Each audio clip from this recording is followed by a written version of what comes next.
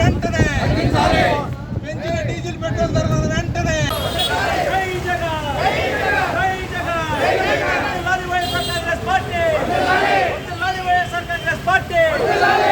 Petrol diesel ధరలను వెంటనే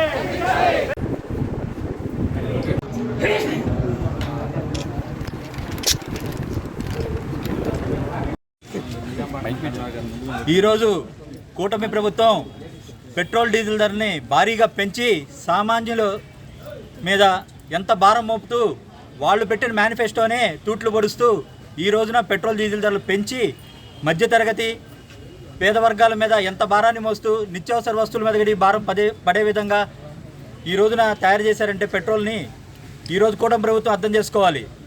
ఎందుకంటే కూటమి ప్రభుత్వం ఈ ప్రజలు ఏం చేద్దాం అనుకుని మేనిఫెస్టోలో పెట్టి ఈ రకంగా మోసం చేస్తుందనే దాని మీద ఒకసారి ఈరోజు చంద్రబాబు నాయుడు ఒకసారి అర్థం చేసుకోవాలి.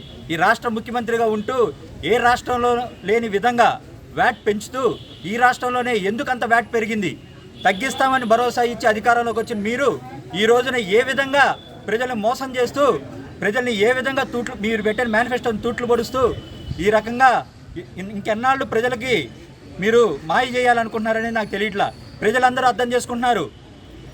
మా జగన్మోహన్ రెడ్డి గారు ఇదివరకు చేసిన పెట్రోల్ ధరల్ని ఇది కూడా ఈ రోజున మీరు పెంచి ఏ రకంగా ప్రజల్ని మోసం చేస్తూ మళ్ళీ ఈ రోజున కూటమి ప్రభుత్వం ప్రజల్ని వీళ్ళందరినీ కూడా మీరు మోసం చేస్తున్నారనే దాని మీద ఈ రాష్ట్ర ప్రజలందరూ గమనిస్తున్నారు.